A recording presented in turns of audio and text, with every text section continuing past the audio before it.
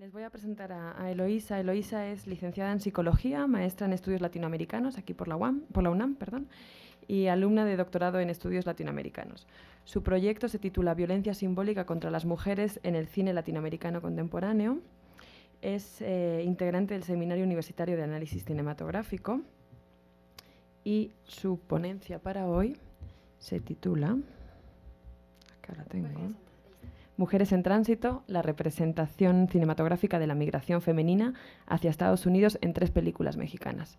Cuando quieras, Elo. Gracias. Gracias. Bueno, pues qué bueno que me tocó después de Cintia, porque creo que lo que tratamos es muy pertinente.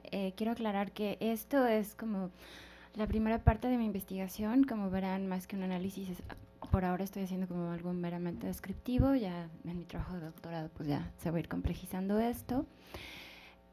Bueno, el interés de este trabajo surge de ver al cine como un productor de discursos que inciden en la formación del imaginario social, ¿no? Y en este caso en específico, pues sobre la migración de mujeres centroamericanas que van hacia Estados Unidos y en su paso por México.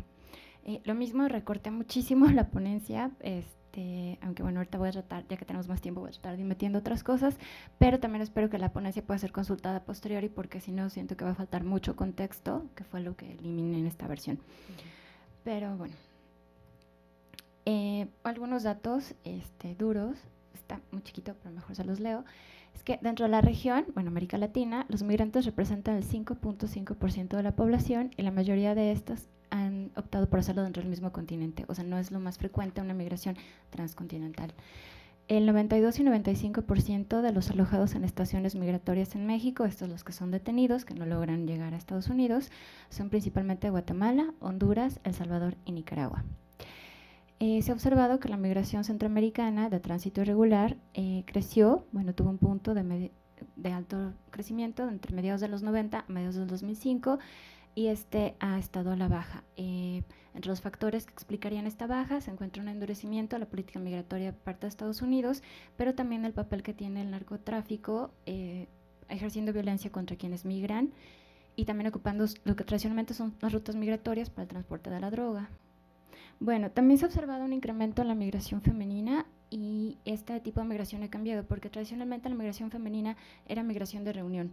Los primeros en migrar eran los varones y entonces ya luego la familia se unía en Estados Unidos, pero ahora a partir de que hay mayor, bueno, se encuentra que la mayoría son divorciadas y viudas, aunque también hay mucha mujer joven soltera, que incluso son ellas ahora las primeras en migrar, ¿no? Ya ahora también se ha encontrado un cambio en la dinámica, que es que ahora hay hombres que permanecen en casa cuidando a los niños y son las mujeres las que migran. Y bueno, esto ha dado lugar a que también la forma en cómo se estudian los procesos migratorios ha cambiado. Antes las investigaciones sobre migración se centraban sobre todo en migración varonil, y ahora bueno, ya se ve también estos fenómenos de migración masculina, femenina, y también los factores que las hacen migrar a ellas. Esto ha incidido también en la forma en cómo se representa el proceso migratorio en el cine, particularmente en el cine mexicano, porque anteriormente se le veía como un cine más orientado al melodrama y también centrado en personajes masculinos, y ahora bueno, ya se ve una migración femenina, pero también una migración infantil, que es un fenómeno que ha aumentado mucho, ¿no? Que es niños que van solos a reunirse con su familia a Estados Unidos. Y bueno, sobre la migración centroamericana que queda en México, porque muchas de estas mujeres en su tránsito quedan trabajando acá, ¿no? Por diversos factores. Entonces cito el trabajo de Ángeles Mariscal, que es una reportera, y en su artículo Mujeres migrantes atrapadas en una frontera imaginaria, clarifica cuáles son los estereotipos de estas centroamericanas que terminan trabajando, en este caso en Chiapas, ¿no? Entonces es algo muy tajante. Ella habla de que esta es la frontera verdaderamente que no se puede franquear, porque una mujer guatemalteca está determinada para hacer trabajo doméstico. La mujer hondureña, por su fenotipo, que son más blancas, son más altas, son más atractivas, terminan trabajando de manera sexual, y las salvadoreñas de plano son invisibles, ¿no? Hacen el trabajo literal que nadie más quiere. Bueno, también quiero citar el trabajo de Óscar Martínez, quien es un reportero que radicó en México, en esta zona, a mediados de la década pasada. Hizo un trabajo de profundidad bastante interesante. Si pueden leerlo, es de verdad, es problemático porque lo que narra es terrible, pero el estilo en que lo hace es realmente atractivo. Entonces habla de cómo se ocurre el proceso migratorio desde la gente que cruza hacia Chiapas, cruza por el país y cómo es el cruce hacia Estados Unidos. Entonces, por ejemplo, él respecto a… Tiene un capítulo que se llama Las esclavas invisibles, que trata específicamente sobre la trata sexual y habla de cómo, pues para quien observa esto, es chocante observar cómo estas mujeres ya han interiorizado esta violencia también, ¿no? Como para ellas ya es normal ejercer este tipo de trabajos. Y dice, lo más extraño para el observador es que terminan por acostumbrarse. El miedo se convierte en impotencia, luego en rabia y finalmente en conformismo. La sordidez de las vidas de estas mujeres que conviven en los burdeles del sur de México se ve amortiguada por sus espeluznantes pasados. En ellos nada era normal, el sexo se parecía más a una violación, la familia a los victimarios y el cuerpo a una tarjeta de salida de un infierno hacia el otro. Todo cruzado por esa fina red de coerciones a la que llamamos trata. Centroamericanas migrantes atrapadas en la prostitución, lejos del norte, y en esa entelequia llamada sueño americano. Entrevista a alguien a quien cita, bueno, él también realizó muchas entrevistas a gente que se dedica a defender los derechos humanos, también a migrantes, y por ejemplo, este encargado de una ONG dice, aquí el gran problema no es solo lo que se ve, va más allá. Se trata de una visión de las cosas, de una mentalidad. Las mujeres tienen un rol ante los asaltantes, ante el coyote y entre su propio grupo, y durante todo el viaje viven bajo esa presión asumiendo una lógica. Sé que me va a suceder, pero ojalá que no. Y bueno, este es el contexto a grandes rasgos de lo que trabajo, porque bueno, yo como psicóloga social me preocupa mucho el discurso de verosimilitud que pueden contener las películas, entonces es importante tomar en cuenta esto. La primera película que propongo revisión se llama Sin Nombre, el director es norteamericano, se llama Cary Fukunaga, de 2009, es filmada en México, hablada en español. Y quisiera proyectarles el tráiler, y elegí proyectar los tráilers porque me parece que precisamente por una decisión comercial se suele hacer una selección de las escenas que se consideran más significativas, ¿no?, en las películas, y creo que muchas veces eso nos dice cuál es la intencionalidad de una cinta.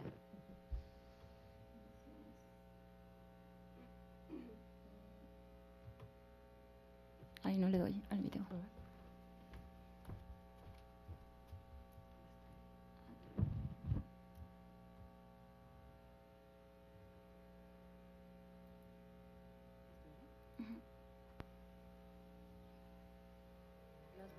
Mira, yo sé por qué vos quieres hacer este viaje, pero todavía no sé por qué yo tengo que hacerlo. Ella se estaba arriesgando por una vida mejor. No hay nada para vos. ¿Vamos a apagar la luz, por favor? Nada. Él estaba atrapado en un mundo de brutalidad.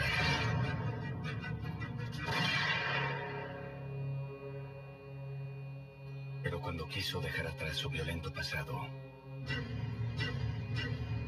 los suyos le pusieron precio a su cabeza y conoció a la única persona que cambiaría su vida para siempre. La bruja, con voz de miedo, vas a llegar a los Estados Unidos, pero no de la mano de Dios, sino de la verdadera.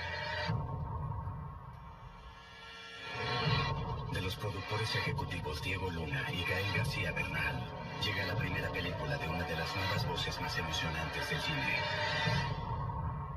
Tarde o temprano el sol lo va a encandilar. Vamos a correr la voz.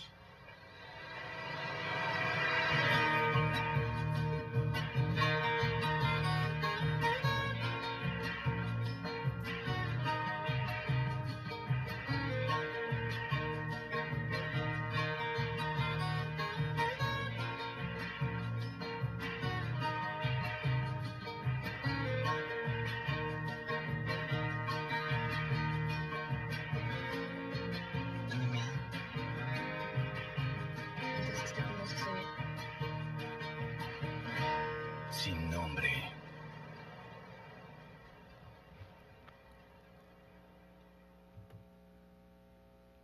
Bueno. ¿Quieres que encendamos? No, sí veo bien, gracias.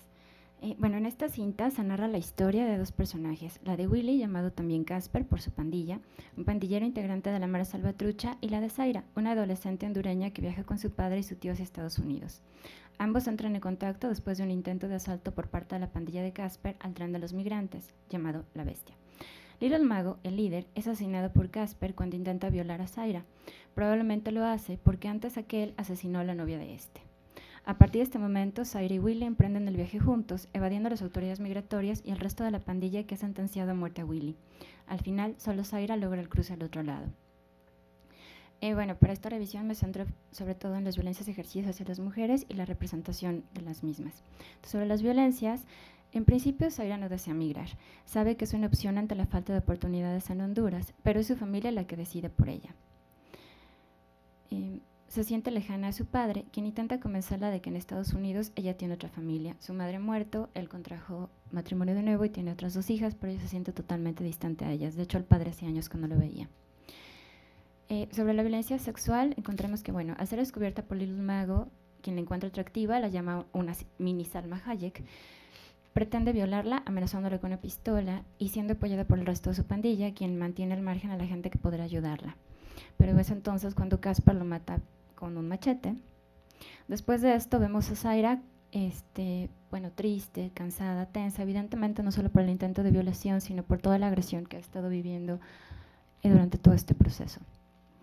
Paradójicamente, quien menos la violenta a lo largo de la cinta es Caspar, el pandillero, aunque la rechaza porque no quiere que ella viaje con él, nunca lo hace con insultos y sobre todo la escucha, la deja ejercer su voluntad y la protege lo más posible.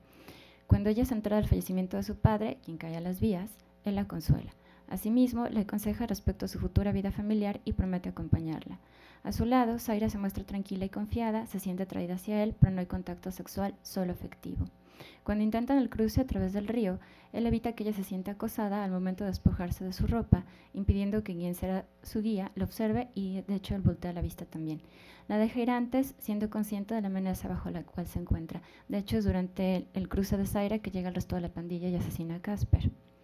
Bueno, asimismo es relevante señalar que las mujeres pandilleras en esta cinta son mostradas como si fueran objetos para los miembros de su comunidad.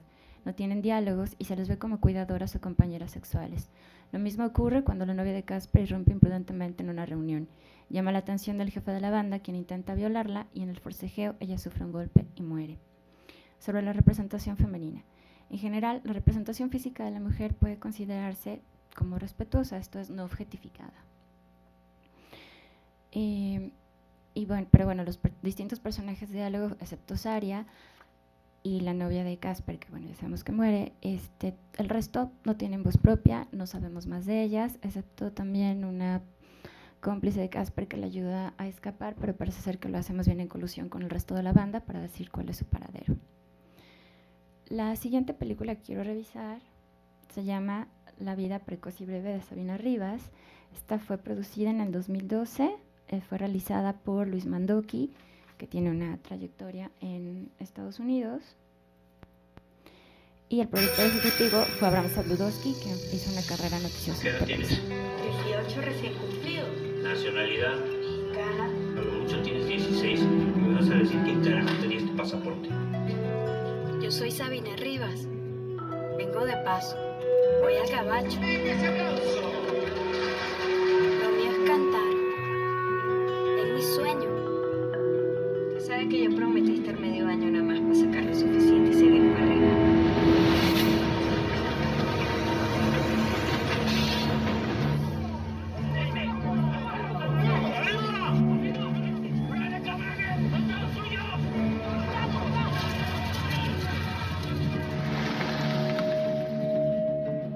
¿Qué te crees que puedes venir a hacer tu desmadre acá? En México usted será lo que quiera, pero acá de este lado no es ninguna autoridad.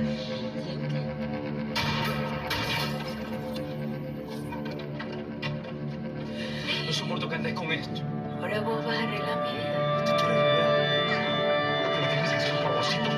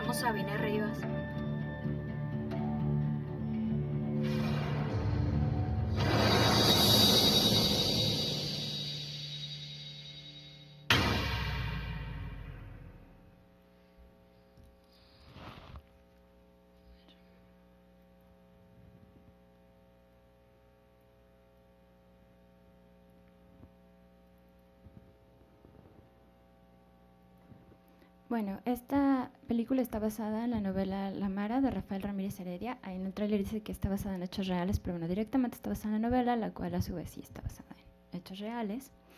Bueno, en esta historia se muestran dos historias en paralelo que confluyen continuamente. La de Giovanni, un integrante de la Mara Salvatrucha, y la de Sabina Rivas, una adolescente que trabaja en un cabaret en Guatemala, en una localidad fronteriza con México. Sabina busca llegar a Estados Unidos para ejercer su carrera de cantante. Para ello, ejerce como trabajadora sexual bajo las órdenes de una patrona y de un agente migratorio. En esta cinta se recurre a una narración repetitiva donde se muestra gráficamente a lo que se dedica Sabina, así como sus intentos fallidos para salir de esa situación y la reiteración de promesas y chantajes, lo mismo que las idas y venidas de Giovanni, quien ella dice le trae mala suerte. Se tiene la sensación de que no hay escapatoria posible para Sabina, y es a partir de un flashback que conocemos su terrible pasado. Fue abusada por su padre ante la permisividad de su madre y comete incesto con su hermano, el cual se convierte en parricida al defenderla. Sabina es presentada como un personaje trágico cuyo destino es inmodificable. Sobre las violencias ejercidas en esta cinta, tenemos en principio que la violencia constante es la sexual. En el origen está el abuso paterno que desencadena una situación que la hace huir. En su trayecto, con la finalidad de llegar a Estados Unidos, llega a un cabaret en el cual son explotadas otras jóvenes centroamericanas como ella. Se alienta el sueño de ser cantante, haciendo pasar su actual situación como algo necesario para llegar a sus metas. Se ejerce también el control económico. Doña Lita, su jefa, controla totalmente sus ingresos y determina con quién ha de estar la chica, aun si está en condiciones físicas o no. Está la violencia ejercida por figuras de autoridad con diversos intereses, desde los agentes migratorios que, coludidos con las pandillas, atacan a los migrantes, hasta los integrantes de un ejército que acosa a quienes establecen un precario campamento y levanta su voz en protesta por la inseguridad. Asimismo, los maras son agentes de violencia motu propio, pero también actúan como agentes de las autoridades para ejercer control en la población.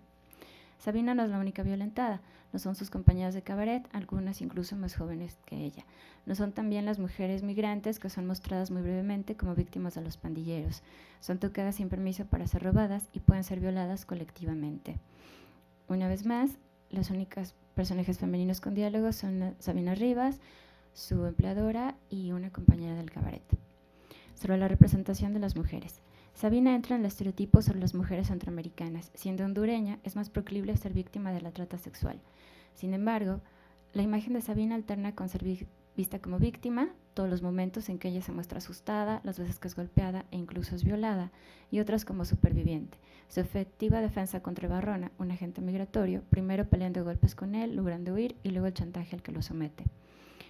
Fuera de la sórdida escena de un flashback, es muy poco lo que se conoce sobre ella. Sobre su intención de emigrar, queda claro que lo hace por motivos económicos, pero hace más énfasis en desarrollar su carrera artística. Es constante la representación de cuerpos femeninos con connotaciones sexuales. Sabina, sus compañeras en el cabaret y otras prostitutas se muestran frecuentemente con el torso desnudo y con poca ropa. Incluso se llega a sentir un exceso en esta mostración de cuerpos fragmentados de manera tan explícita. Bueno, la connotación de esta película queda clara desde la vista del cartel publicitario. Una vez más, el empleo de un cuerpo femenino fragmentado utilizado para vender algo, en este caso, una película. Bueno, si podemos apreciar, pues está ella con el torso desnudo, las manos esposadas y un pasaporte falso. La siguiente película que quiero revisar es La Jaula de Oro, de Diego Quemada Díez. El año es 2013, Diego Quemada Díez es español, radicado desde hace mucho tiempo en México.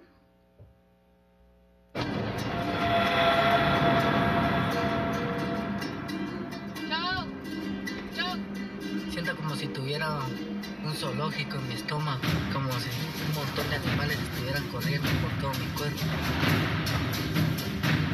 De la emoción como si era al otro lado.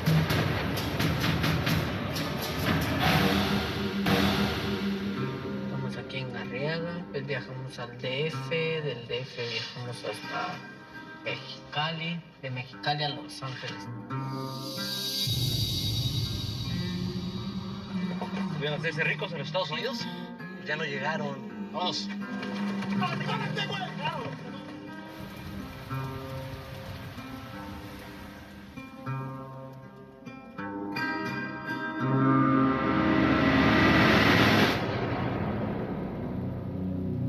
¡Lístate! ¡Tú también! Uno de los dos se va a ir. ¿Quién se va? ¿Tú o él?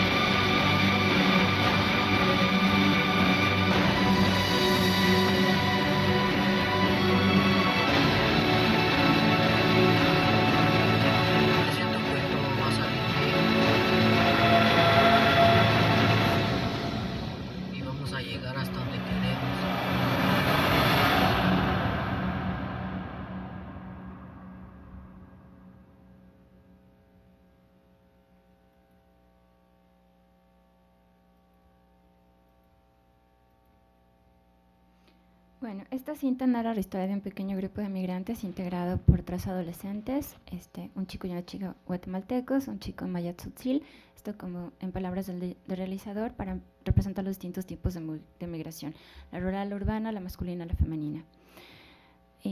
Bueno, a lo largo de esta película se ve cómo los distintos personajes ven interrumpida la realización de su sueño. Después de ser deportados por los agentes migratorios, Samuel, que es un primer acompañante que creo que ni aparece en el tráiler, decide quedarse en Guatemala.